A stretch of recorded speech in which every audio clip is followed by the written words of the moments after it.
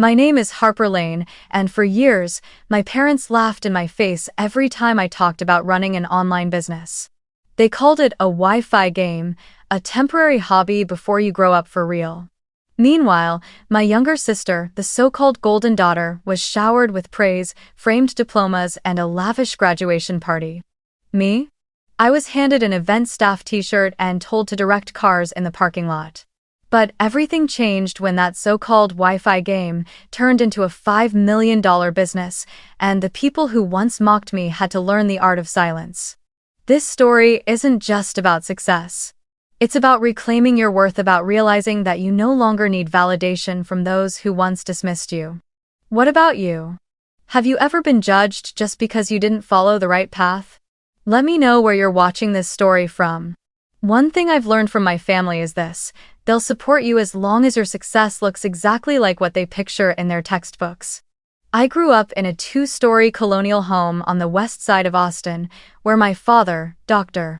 Gregory Lane, was seen as the embodiment of achievement, a neurosurgeon always in crisp white shirts, speaking to patients in a deep, authoritative tone.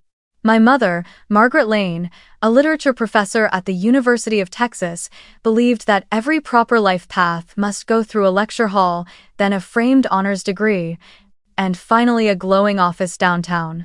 They met on campus 30 years ago, married before beginning their academic careers, and to this day, they tell that story as proof that knowledge is the foundation of everything. I was born into that foundation, and eventually, I became the one who broke it. From a young age, I was different. While other kids dreamed of becoming doctors, engineers, or lawyers, I loved cutting paper, stitching little fabric bags, and selling tiny handmade crafts at the weekend market. I can still remember the look in my mother's eyes whenever she saw me in the garage, paint-stained hands, smiling because I'd just sold my first item to a tourist. "Harper," she'd sigh, "you can do so much more than this. You're smart, don't waste your time on something so fleeting." I never argued. I just nodded. Because when you're the only daughter in a family where your father's a surgeon and your mother's a professor, rebellion isn't exactly an easy choice. In my family, everything had an order, even success. My father's office walls were covered with certificates, diplomas, and framed photos of him shaking hands with colleagues at medical conferences. My mother had entire shelves lined with academic journals bearing her name on dozens of published papers. And me, I had sketches of product designs, rolls of canvas, and jars of recycled wax. That, to them, was my imaginary career. When I applied to a business school in Dallas, they both sighed in relief. "Finally, you're growing up," my father said, placing a proud hand on my shoulder. But just a year later, I dropped out. I'd realized I didn't want to spend my life in a company where every meeting ended with lifeless charts and color-coded slides.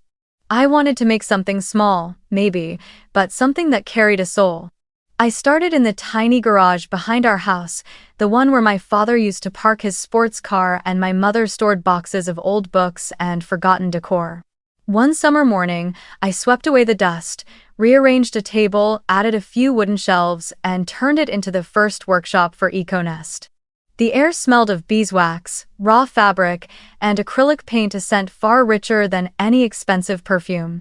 I did everything by hand: melting wax, pouring molds, cutting fabric, sewing each tote bag, and photographing products with my old phone. In the mornings, I packed orders. At night, I taught myself how to run online ads. There were no days off. No weekends. Sometimes I thought, if someone filmed me sitting there at 2 a.m., tying candle strings with wax-stained fingers, they'd probably think I'd lost my mind. But I knew exactly what I was building: something real. My father called it the postage stamp job. One evening, after I'd just finished packing my 100th order and rolled the boxes down to the delivery truck, he looked at me through the living room window and let out a small, amused laugh. "Harper," he said, "how long are you going to keep playing this online selling game? When will you get a real job?" I stood there, sweat dripping down my wrist, the boxes around me faintly scented with lavender from the candles inside. I wanted to tell him that I was already making over $2,000 a month, that I was paying for my own rent and insurance entirely on my own. But I knew that saying so would only invite more contempt. So, I stayed silent. My mother didn't defend me either. She simply said, "Greg, let it be. She's just finding her own path." It sounded kind on the surface, but beneath it was the same polite way of saying I was still not grown up yet. In every way, my sister Lila was my opposite, the shining child my parents proudly called America's pride. She was 5 years younger than me, brilliant, beautiful, lively, accepted into Stanford, later interning at the United Nations. From the moment she was born, it felt like every beam of light in our home had turned toward her. My parents threw parties when she earned scholarships. They posted her photos on Facebook whenever she gave a speech at a student conference. And me? Every time I mentioned expanding EcoNest, my mother would simply change the subject. "Have you heard from Lila? She just got invited to write for her university magazine." At first, I kept trying.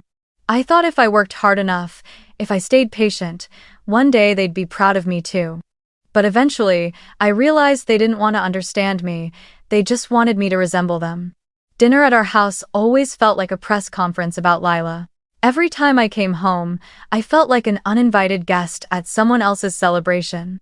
Mom would beam and ask, "Lila, wasn't your essay selected for the university journal last week?" Dad would nod proudly. "We're so proud of you, sweetheart. Even my residents at the hospital aren't as sharp as you." Then the two of them would drift into a full conversation about Stanford, about which professor had written her recommendation letter, and about her summer internship in New York. I sat there quietly, eating mashed potatoes, thinking about the order I had shipped that morning to a customer in Oregon who'd emailed me saying my candle made her small apartment smell like childhood again. But I said nothing. At that dinner table, it was as if nothing about me existed. Once, I tried. I said softly, "EcoNest made $2,000 this month. I'm planning to hire someone to help with packaging." My father looked up, raised an eyebrow, and laughed. "2,000? That's pocket change, Harper. Have you even thought about health insurance? Retirement? Your future? You need a real career, not some online hobby." Then, my mother gave a faint, polite smile as she sliced her chicken and changed the subject again. "Lila, did you hear Dr. Sullivan is looking for a research assistant? You should apply." I sat there, and suddenly the food in my mouth felt impossible to swallow. Not because of what they said, but because I realized something deeper. They never wanted to hear me at all. After that dinner, I moved out. I rented a small apartment in the South Lamar district, a worn-out attic with a window overlooking the Colorado River. It was barely big enough for a desk, a shelf of supplies, and a single mattress on the floor. But for the first time in my life, I felt free. I worked day and night, learning how to streamline production, applying for a business license, opening an LLC account, and slowly, the revenue began to grow. There were nights when I packed orders while hearing church bells ring faintly across the river, and my heart felt weightless. I had no one cheering me on, but I didn't need anyone to. Still, I kept the habit of sending cards and gifts to my parents on holidays. Every Christmas, I hand-poured a candle and carved the words, "Family First," into it before mailing it to their house. They never once said thank you. Sometimes my mother would send a short text. "Thanks, sweetheart, it's pretty." That was it. I didn't resent them. They were simply living in their own world, a world where success had a single, acceptable form: offices, business cards, colleagues in suits, and back-to-back meetings. I was different. And, in their eyes, different meant wrong. One weekend, I decided to visit. When I stepped into the living room, my mother was showing her friend a photo of Lila taken in Washington, D.C. blue blazer, standing proudly in front of the Capitol building. "She was born for success," Mom said, smiling. "She makes me proud every single day." Her friend asked, "And what about your older daughter? I heard she's doing something in art." My mother chuckled softly, lowering her voice. "Oh, Harper. She's just experimenting with a few little online projects. She's creative, but not very stable yet." I stood behind them and heard every word. I wasn't angry, just hollow. I had to admit, Lila was the jewel of our family, perhaps of the entire Lane lineage. She had that kind of presence that pulled every gaze in the room the second she walked in. At 24, she embodied everything my parents had ever dreamed of for a daughter. A master's degree in international relations from DC, glowing recommendations from renowned professors, and that soft yet confident grace of someone who is born to be admired. Whenever my mother spoke of Lila, her tone carried the same reverence she used in her lectures when quoting great writers. "She has the aura of someone who's going to change the world." I remember the exact moment I realized my place in that silent family hierarchy. That day, Lila had just received a full scholarship to Stanford. My parents threw a huge celebration cake, candles, flowers, even a professional photographer to capture the moment. When I landed my first $5,000 contract for EcoNest, I sent a message in the family group chat to share the good news. The only responses I got were a thumbs-up emoji from my dad and a short text from my mom. "Good, keep it up." A few minutes later, the chat was flooded with photos of Lila trying on her graduation gown, captioned, "Number proud mom. Number future leader." Lila always had parties. When she was accepted into the United Nations internship program, they rented an upscale restaurant in downtown Austin to celebrate their daughter's big step forward. When her paper got published in an academic journal, my parents printed it out, taped it to the refrigerator, and posted a photo of it online.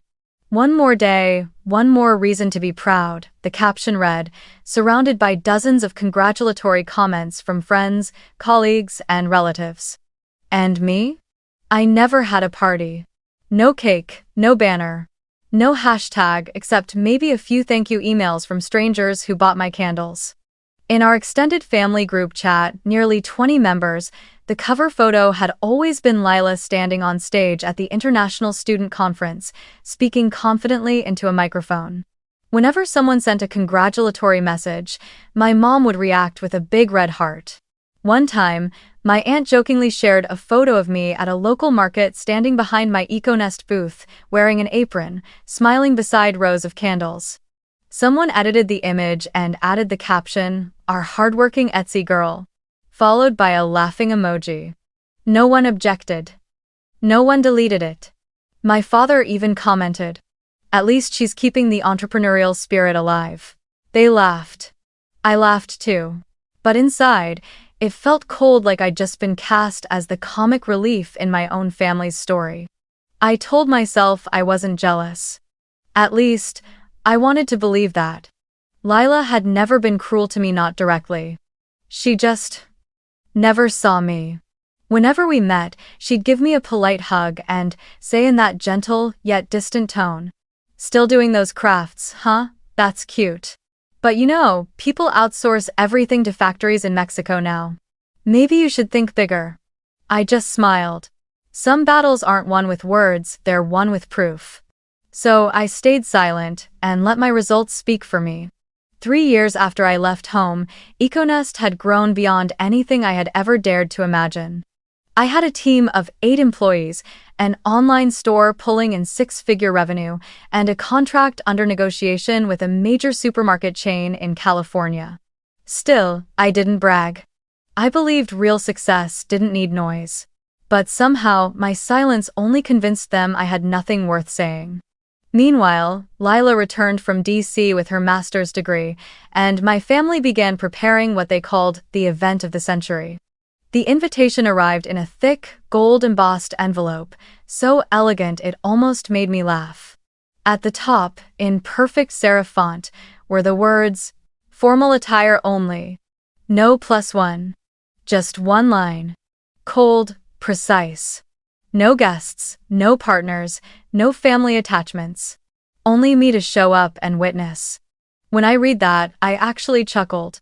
It was as if they were afraid I might bring someone who could tarnish the Lane family image.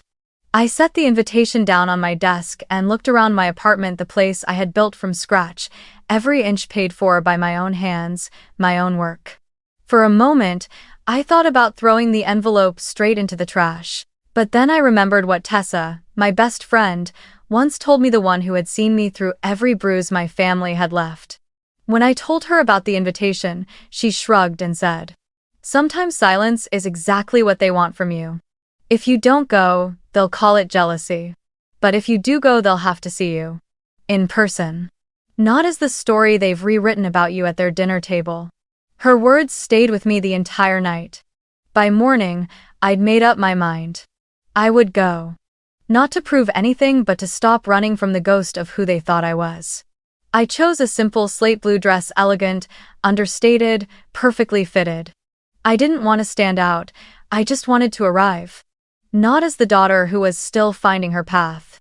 Not as the Etsy girl with a cute little business. Just as Harper, the woman they had long forgotten I'd become. That day, the sky over Austin was impossibly clear, the kind of blue that almost felt rehearsed. I drove my old electric car to my parents' house half an hour earlier than the time on the invitation, partly to avoid the crowd of relatives, partly to gather my composure before the celebration began. When I parked by the gate, I froze. The backyard had been transformed into a grand outdoor stage. Golden string lights crisscrossed above rows of neatly aligned chairs, a bold "Congratulations, Lila" banners stretched across the white brick wall, and everything shimmered like a scene from a movie, one in which I no longer had a role. I was about to step into the reception area when a cheerful voice called out behind me, "Harper, you made it, finally." I turned around to see Aunt Julie, my mother's older sister, holding a clipboard and a walkie-talkie.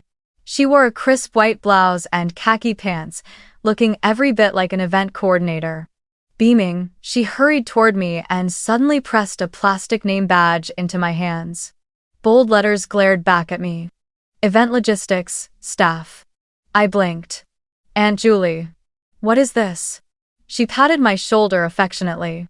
"Oh, sweetie, we just need an extra pair of hands to rearrange the chairs and help direct the parking.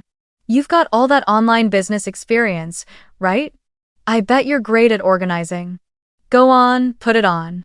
Before I could say anything, she had already walked away, speaking into her walkie-talkie. "Got another helper, Harper Lane, my niece." I stood there, motionless for a few seconds, staring at the badge in my hand as my heart sank. The word staff gleamed mockingly under the sunlight like a cruel little joke that everyone but me was in on. I wanted to say it, to tell them I was here as a guest, as the sister of the woman they were celebrating. But then I heard my mother's voice behind me, soft but edged with that familiar undertone of expectation. "Just help out a bit, Harper. Everyone's busy. You know how important it is for everything to be perfect for Lila today." I turned to look at her. She smiled, calm and unbothered, not a flicker of embarrassment in her eyes. As if being mistaken for event staff was the most natural thing in the world for me. So I said nothing. Maybe because silence had always been the safest response in my family. I pinned the badge to my dress and walked toward the parking area. For the next hour, I directed guests, rearranged chairs, even helped Aunt Julie's father find a seat near the fan. No one thanked me. They just nodded politely, then moved on to take photos with Lila. My heels were soon coated with dust. The hem of my slate blue dress caught on the metal chairs. When I finally looked up, the sun had slipped past the roofline and music began to swell through the speakers. The party, Lila's party, had officially begun. No one told me I could stop. Eventually, I took off the badge, set it down on the catering table, and found myself a seat in the farthest corner near the buffet. It was a side table, the kind staff used to rest trays of drinks. No one even noticed I was there. Lila, glowing in a pure white dress, stood at the center of the stage, surrounded by relatives and local reporters. My father was beside her, greeting guests with a broad smile, while my mother fussed over Lila's hair, adjusting every strand as though she were prepping a movie star. I watched the scene quietly, my chest tightening not with jealousy, but with a strange, sinking clarity. In their eyes, my worth only existed when I was working for someone else, even here, at a celebration supposedly belonging to our family. When a waiter passed by, I poured myself a glass of white wine. Laughter and chatter filled the air, blending into a hum of perfection. But, to me, the sound came from somewhere distant, muffled like hearing life through a wall. I bit my lip, trying to hold a polite smile, but the ache inside pulsed deeper with every cheer. I wanted to leave. But I couldn't. A small, stubborn part of me wanted to see just how far their blindness could go. At 7 o'clock sharp, the music faded. The host stepped onto the stage, his voice rich with theatrics. Ladies and gentlemen, tonight we celebrate the young woman who has made Austin proud, a woman of intellect, heart, and the ambition to change the world, Lila Lane. Applause erupted. I saw my parents rise to their feet, clapping harder than anyone else. Lila walked onto the stage through the thunder of cheers, her brown hair gleaming under the lights, her white gown rippling elegantly with every step. She radiated the kind of confidence that comes from being adored for too long. Taking the microphone, she smiled at the crowd. Thank you, everyone, for being here tonight. And thank you to my parents for teaching me that true effort always finds its reward. The applause swelled again. Then she paused, scanning the audience as if to ensure every eye was on her. When she spoke again, her tone dropped playful, but with a sharp undertone of intent. In today's world, she said, it's so easy to get distracted by what looks like success, things like Wi-Fi or a few clicks online. The crowd laughed. She gave a soft, knowing smile. But real success, she continued, doesn't come from that. It comes from learning, from real work, from real knowledge. Oko. The moment her sentence ended, the crowd erupted in laughter. It rolled through the yard like a wave, loud and gleeful, followed by a few whistles and claps of agreement.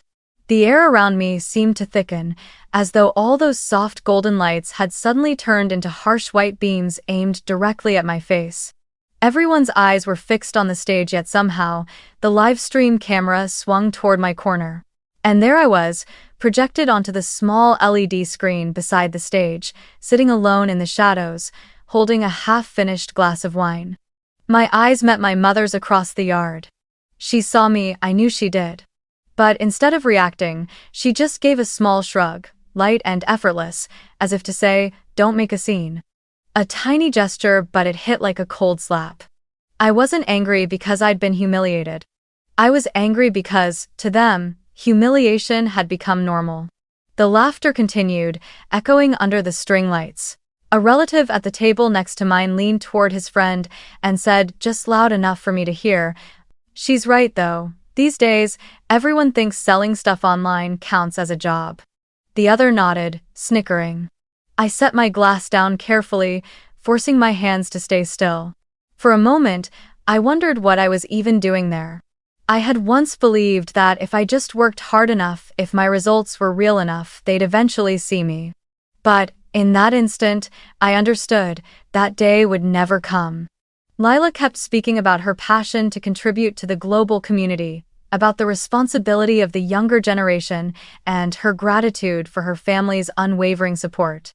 Each pause was met with another round of applause, a cheer of bravo or, that's my girl. How was... My father smiled, radiant with pride. My mother dabbed at her tears with a tissue. I sat there, hollow. It felt like watching a play I'd once starred in, only now someone else had taken my role, and I was just another face in the audience. As the applause began to fade, Lila raised her champagne glass high. Thank you all for believing in me, she said, her voice clear and deliberate. And thank you, Mom and Dad, for teaching me that true success doesn't come from Wi-Fi or a few clicks online but from real effort. This time, she said it slower. Sharper. Her gaze swept across the audience, and then stopped. Right on me. Laughter erupted again, louder this time, sharper, carried by the storm of applause that followed my little sister's final jab. I'm not sure if, in that moment, I laughed or cried. All I remember is the way my fingers clenched around the stem of my glass until my knuckles turned white. And how the music that returned after her speech sounded like a funeral drum, as if something inside me was being laid to rest. When the crowd began to disperse, my mother came over. She placed a gentle hand on my shoulder and spoke softly, just for me to hear. "Don't be upset," she said. She didn't mean anything by it, it was just a joke. Not. I looked up at her, the same fixed smile frozen on my face, and whispered, "I know, it's always just a joke." I lifted my glass, watching the golden lights shimmer in the pale wine, each ripple glinting like coagulated blood. Something inside me cracked, not in pain, but in realization. I had reached the outer edge of my endurance. There was no room left for hope. No illusion that being better, kinder, or more patient would ever make them love me more. Under that glittering canopy of warm lights, I sat perfectly still, almost invisible, and one sentence kept echoing in my head. "I'm not angry because they humiliated me, I'm angry because they think it's normal." The party dragged on until nearly 9. The string lights dimmed, the music shifted from acoustic pop to soft jazz.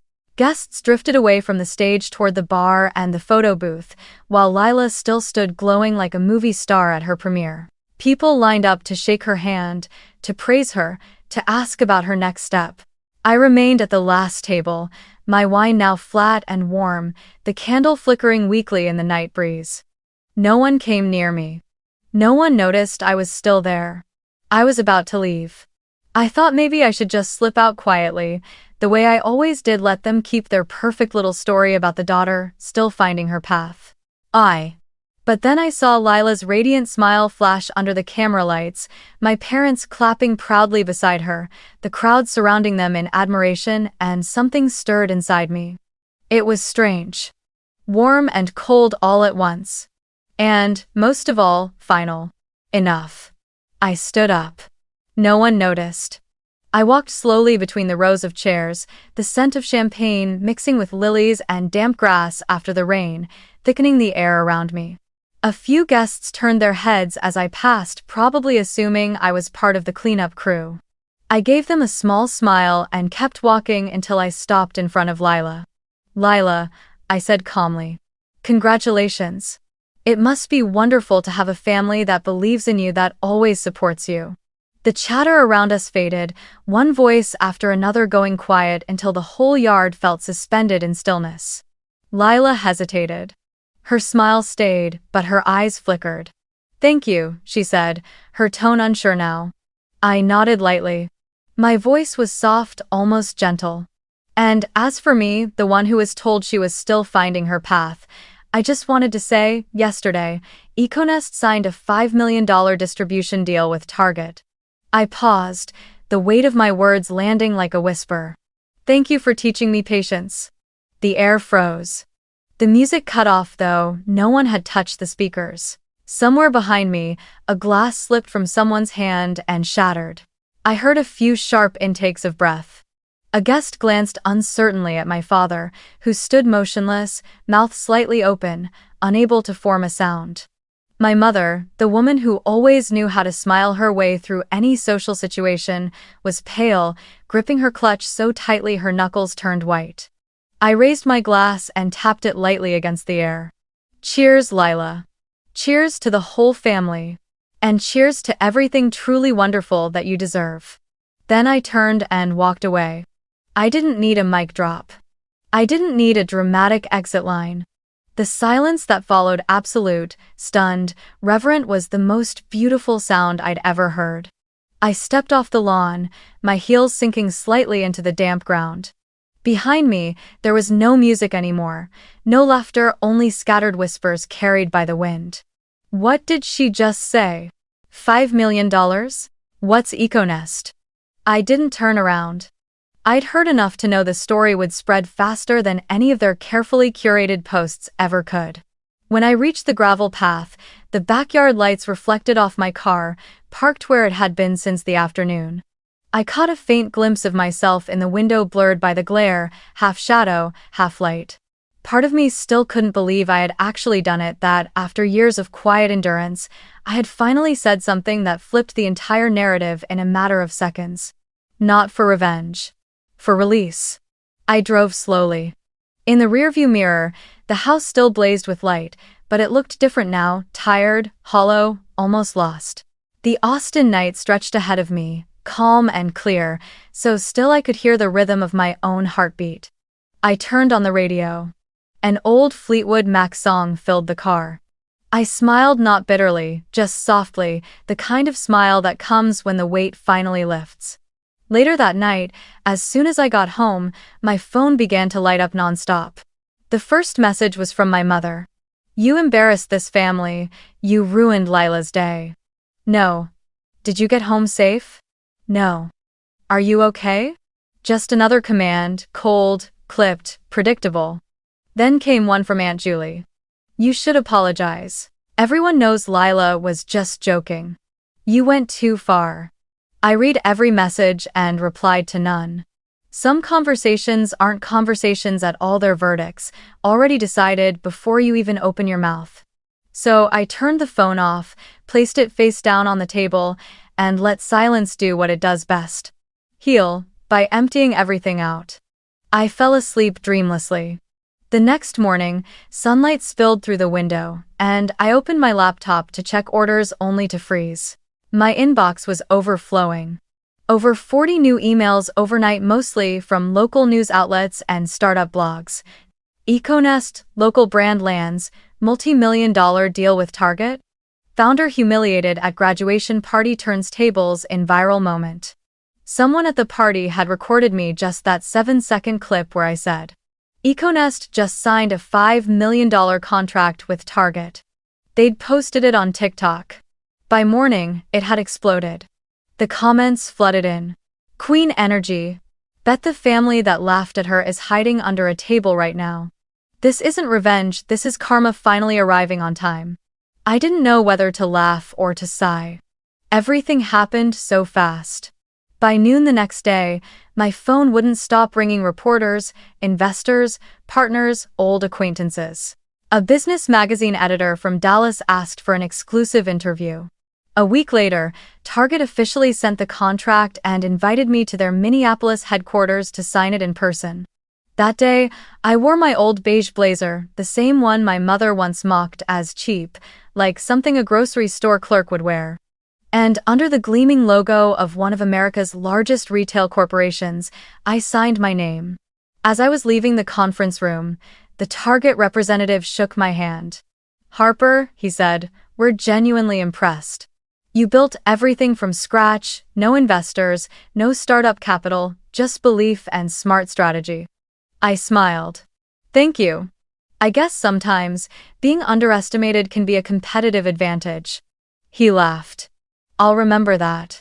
2 weeks later, I returned to Austin and rented a small brick building on South Congress as EcoNest's new office. From a makeshift garage workshop, I now had a full workspace, product display area, design studio, and a 12-person full-time team. On opening day, I hung the wooden sign myself. EcoNest, sustainable design, born from the ground up. Staring at the letters, my eyes stung slightly, not out of pride, but out of memory. All those years of being laughed at for my craft hobby had somehow led here. About a month later, on a quiet Friday afternoon, I was showing a new employee how to streamline the production process when there was a knock at the door. I turned around, it was my mother. She stood there in a light jacket, holding a casserole dish. "I made lasagna," she said softly, her voice trembling slightly, as if afraid to break the fragile air between us. I nodded and gestured her inside. The office was bright and orderly now, filled with the faint scent of beeswax and pinewood. She looked around, her eyes lingering on the metal EcoNest logo mounted on the wall. "It's beautiful," she murmured, her tone distant, almost unfamiliar. "You did all this yourself?" I smiled. "Me and my team." She nodded, setting the lasagna on the table. "I just wanted to talk for a bit. Do you have time?" I pulled out a chair across from her and offered her a glass of water. She sat quietly for a long moment before finally speaking. "You went too far, Harper," she said. "The whole family was embarrassed. You didn't have to say those things in front of everyone. I just want you to be stable, to have a proper job, with benefits, with a future." You don't have to prove anything to anyone. I listened, then replied slowly. Stable for who, Mom? For other people or for myself? Her brows furrowed. Don't argue with me. When I say stable, it's because I care. Who wouldn't want their child to be safe? I met her eyes. Safe, even if it means being looked down on, laughed at, turned into the family's favorite cautionary tale at every dinner? If that's the kind of safety you want for me, then I don't need it. She said nothing. I continued, my voice calm, steady. You say I went too far, but did you notice how quiet you were when people belittled me when they laughed at me in front of everyone? I wasn't angry at Lila's joke, Mom. I was hurt because you didn't see anything wrong with it. Oh. Her hands tightened in her lap. You told me to be patient, I went on softly. To endure, and I did for 10 years. But patience taught me something you never did, that sometimes, the only way to be respected is to stop asking for permission. My mother lowered her head, her fingers interlaced tightly. I never meant to hurt you, she said in a small voice. I was just scared you might fail. I smiled and for the first time, my tone softened. I know. But Mom, your fear made you blind to the fact that I was living, that I was growing. And the greatest failure for a mother isn't when her child falls, it's when her child stands back up, and she doesn't even notice. The room fell silent for a long while. She didn't look at me again, just nodded faintly. I don't know what to say. I stood, gently sliding the lasagna dish toward her. Then eat with me, I said. She looked at me, eyes full of guilt, but also something lighter, like relief. All right. We ate quietly. No one mentioned Lila. No one mentioned the party. When she stood to leave, she paused by the door and turned back. I don't think I understand everything you're doing, she said. But I'll try. I smiled softly. That's all I ever wanted. When the door closed behind her, I leaned back in my chair. What I felt wasn't victory, it was peace. The kind of peace that only comes when you finally stop needing to prove yourself to anyone. About a week after seeing my mother, I thought everything had finally settled. Econest was running smoothly, our design team had just launched a new collection, and the media was still buzzing about the businesswoman who was mocked at a family party. For the first time, I felt like I had truly stepped out of the old orbit until my phone rang. The name on the screen made me freeze. Dad. It had been a long time since he'd called directly. Usually, Mom would be the one to start the conversation with the familiar line. Your father wants to ask you something. I hesitated for a few seconds, then picked up. His voice was calm, deep, the same tone he used with patience, but underneath it was something strained, almost hesitant. Harper, he began. I won't keep you long. It's just that, your mother and I are in a bit of a financial bind. Some of the medical investments from last year haven't paid out yet, and, well, Lila's run into some trouble. I said nothing. He continued, slowly, carefully. You know how hard times are right now. We hate to ask, but if you could help us cover things for a few months just temporarily, it would really help us maintain good standing with the bank. After all, you're doing quite well these days, aren't you? I closed my eyes and drew a deep breath. The words, maintain good standing, landed like a blade, a sharp reminder that no matter how much I'd changed, to him, I was still just the safety net, the family's insurance policy for appearances. Can I ask, I said evenly, what kind of trouble Lila's in? My father cleared his throat, dodging. Oh, it's nothing serious. Just her new car, the lease is a bit above her means, and she hasn't found a stable position in DC yet. We've been helping her for a few months, but now, well, you understand. A small, bitter laugh escaped me. So, let me get this straight, you bought her a new car while she doesn't even have a job, and now you want me to cover the payments. He went silent. I could hear him exhale softly on the other end. Don't say it like that, Harper. She's your sister. We're family. Families help each other. And time. I looked around the bright, sunlit office of Econest, my team busy packing orders, laughing, moving with purpose and confidence. Then, my mind drifted back to when I was 22, still working double shifts at a coffee shop so I could send money home to help my parents fix the leaking roof that winter.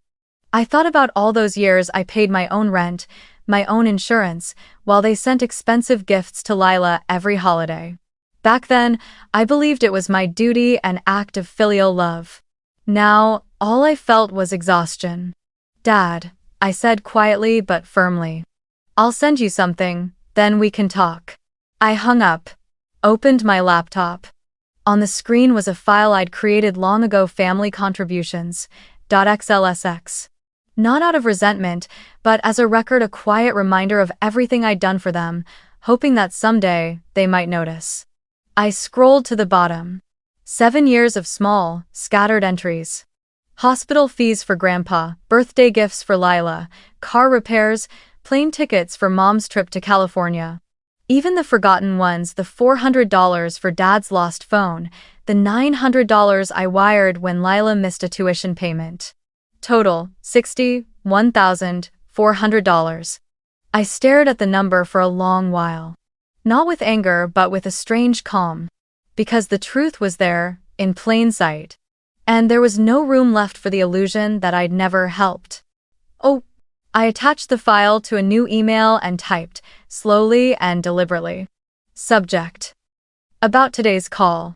Dad, I've supported the family far beyond my means, not out of obligation, but out of love. Here's a record of those times, so no one forgets that I was always there, even when no one acknowledged it.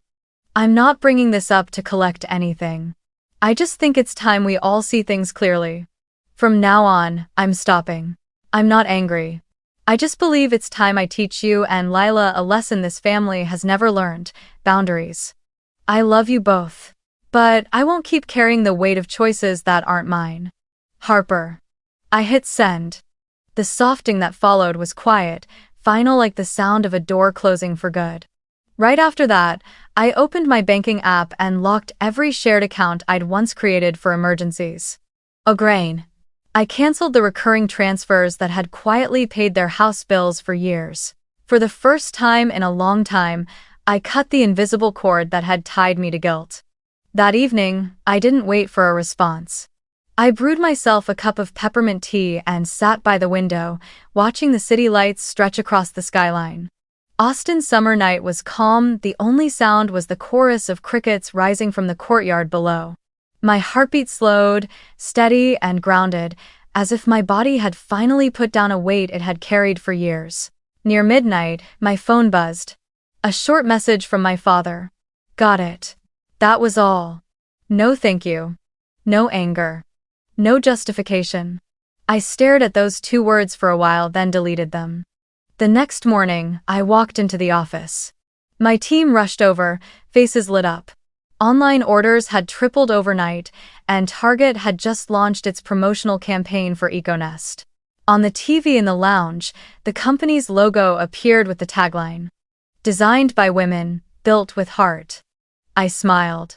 Maybe that was the answer they'd always wanted from me, just not in the way they'd expected. That afternoon, another email arrived from my father. Just one line. "I understand, take care of yourself." I stared at the screen for a long moment, then closed the laptop.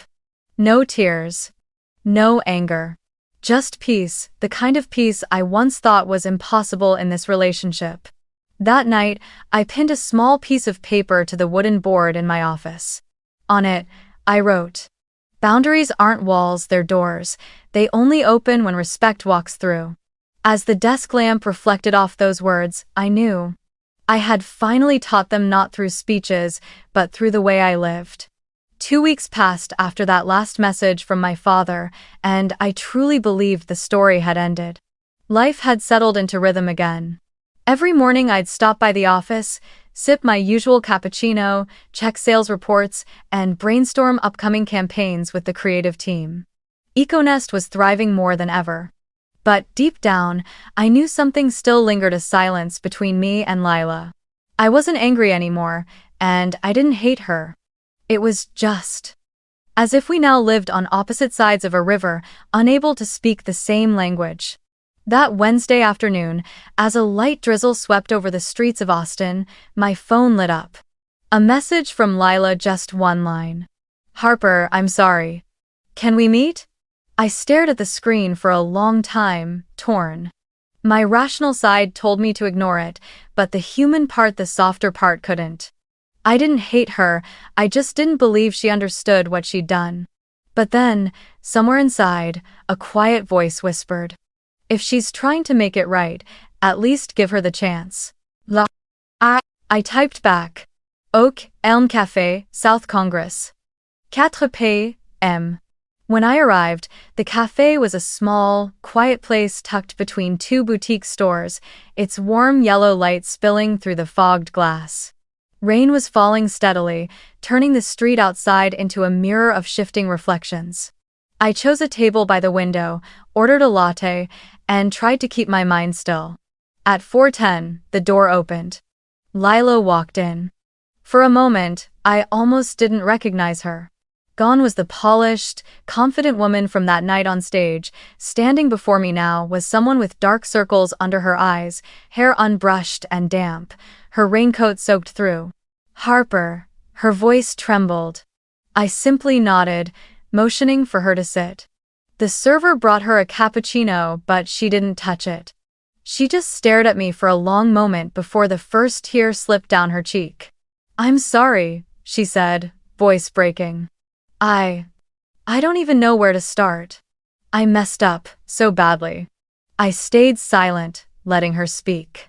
She took a shaky breath and continued, her words spilling out between sobs. "After that night, I lost everything. The lease on my apartment got canceled because of credit card debt.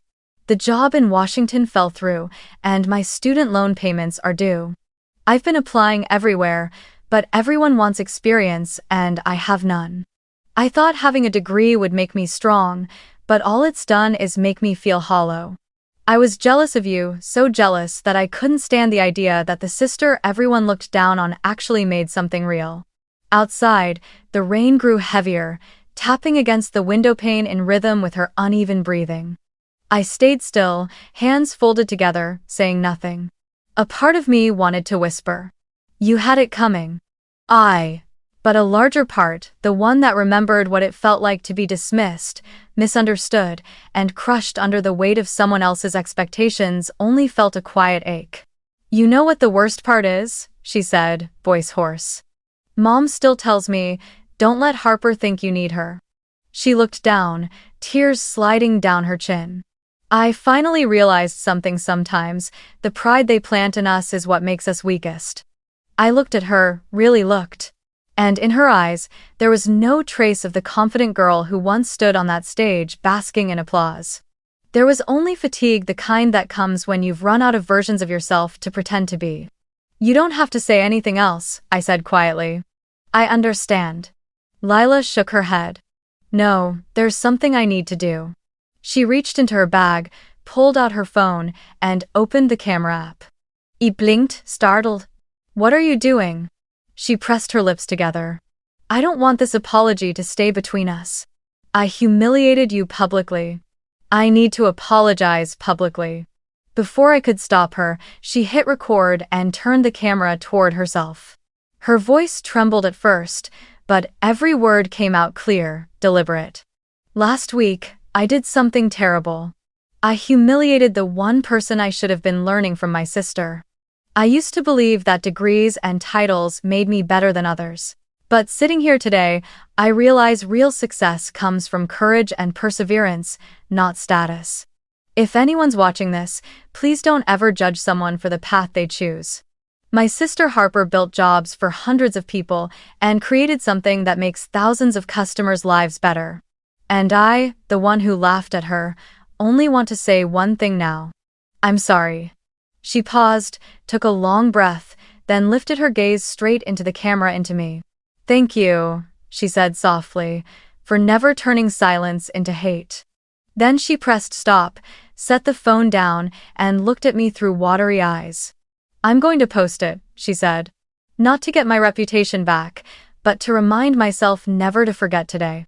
For a moment, I couldn't speak.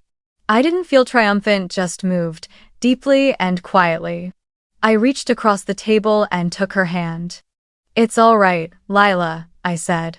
"I don't need you to restore my dignity. I just need to know you've learned." She laughed through her tears, an embarrassed, relieved little sound. "I've learned," she said. "A bit late, but I have." We stayed there a long time, talking about old things, the night we'd skipped class to watch fireworks by the lake, the time Mom caught me teaching her to make candles and grounded us both. Outside, the rain fell softly, the scent of coffee blending with the warm light from the hanging lamps. And for the first time in years, the space between us felt whole again. When Lila finally stood to leave, she turned and hugged me tightly, not the polite hug of adults, but the trembling, genuine embrace of a younger sister trying to find her way home. "I'll do better," she whispered. I smiled, nodding. "I know you will." When she stepped outside, the rain had stopped. I watched her small figure disappear into the gentle rhythm of the street, then turned back to the half-finished latte on the table. The milk foam had gone cold, but somehow, my heart felt warm. That evening, a notification popped up on my phone. "Lila Summers. New video. My apology." I opened it. Over 100,000 views in just 2 hours. The comments were overflowing, messages of compassion, encouragement, and even a few people realizing we were sisters. I stopped at one comment that read, "It's rare to see an apology this beautiful." I set the phone down, leaned my head back against the chair, and let out a slow, relieved breath. Outside, rain still whispered against the window pane. I smiled, not because I'd been vindicated, but because, finally, someone in my family had begun to understand. Respect isn't something you're given, it's something you learn. Lila's video spread faster than anyone could have imagined. Within 2 days, it was everywhere in Austin. Local news outlets shared it with headlines like, "From Envy to Empathy. The public apology that stunned a city." In the description, they mentioned me. Harper Lane, founder of EcoNest, the sustainable design brand that recently signed a $5 million deal with Target. But what moved me most wasn't the recognition or the numbers. It was how people spoke about Lila, not as a villain, not as someone defeated, but as a woman brave enough to face her mistakes. Social media filled with posts and reflections about forgiveness and family. Someone wrote, "Not every story gets a happy ending, but, sometimes, one apology is enough for 2 souls to find the same frequency again." Reading that, my throat tightened. The next afternoon, I was at the office when my phone rang. The screen read, "Mom." I hesitated before answering. On the other end, her voice trembled, fragile, as if holding back 1,000 things at once. "I saw it," she said. "Lila's video. I don't know what to say. I'm proud of you both, of both my daughters. Harper, I'm sorry. I was wrong. You deserve to be proud." I looked out the window. The late afternoon light spilled across my desk, glinting off the EcoNest logo like liquid gold. I smiled softly. "You don't have to apologize, Mom. Just listen. I never wanted to fight the family. I only wanted to be respected as an adult, as a person." There was a long silence. I thought she might cry. But instead, I heard a light, trembling sigh. "I'll try," she whispered. "I promise." A week later, our family's annual 4th of July barbecue rolled around, an event I'd avoided for years. But this time, the invitation didn't come through the family group chat. It came as a personal call from Mom herself. "Come, Harper," she said gently. "Nothing fancy. Just a small barbecue in the yard." Something in her tone, quiet, human, hopeful, made me smile. This time, I said yes. That afternoon, I drove to my parents' house. The sight that greeted me almost made me laugh.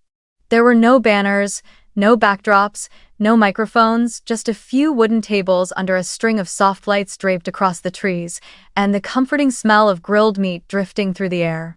For the first time in years, my family's house looked like an actual home, not a stage. My father stood by the grill, sleeves rolled up, tongs in hand. When he saw me, He smiled a real smile, this time, not the polite one he wore for appearances. "Harper," he called out. "You made it? Burger or hot dog?" I laughed, walking closer. "Burger, but go easy on the sauce." He nodded, flipping a patty onto the grill as if nothing complicated had ever stood between us. Mom was setting the table. When she saw me, she handed me a glass of iced tea. "No wine today," she said softly. "I figured everyone should stay clear-headed so we can remember this as a peaceful day." I smiled, taking the glass. "I like that better." And then Lila stepped out from the house, carrying a big bowl of salad. She wore a simple floral dress, her hair tied up in a loose bun, no heavy makeup, no effort to shine. When she saw me, she grinned.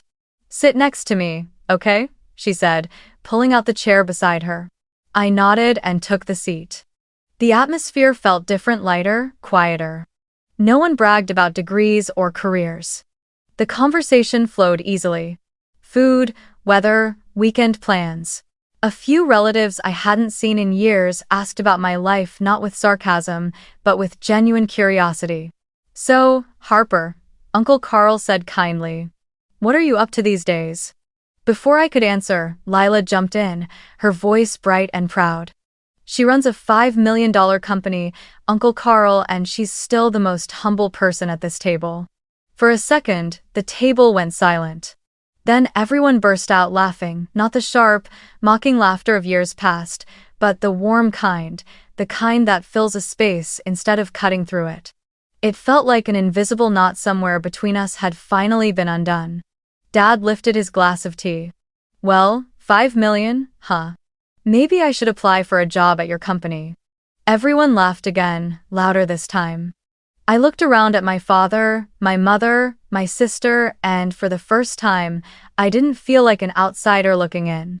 There were no lines dividing us, no roles to play, no silent comparisons. Just family, imperfect, human, and finally, at peace. That night, as fireworks burst across the sky, I quietly stepped out into the backyard.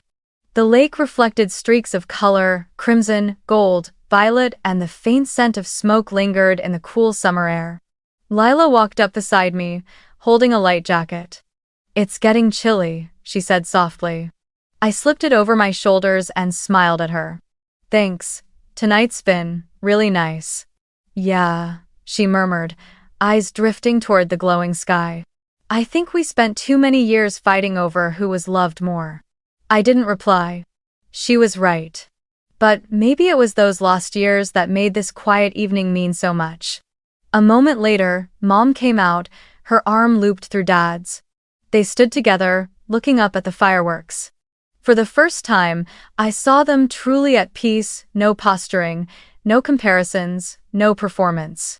Just two people watching the night sky, their faces washed in soft light. I leaned against the railing, feeling the gentle wind against my skin, and a thought floated through me like a sigh.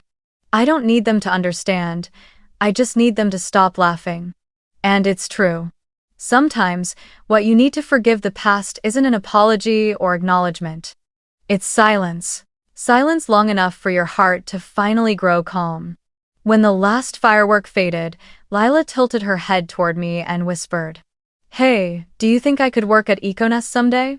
I looked at her and smiled, a smile of pride, of warmth, of quiet understanding. "When you're ready," I said, "the door's always open." She grinned, her eyes shimmering under the last flicker of light. In that moment, I knew things had truly changed. There were no winners or losers anymore. Only people who had finally learned how to be kind. To each other, and to themselves.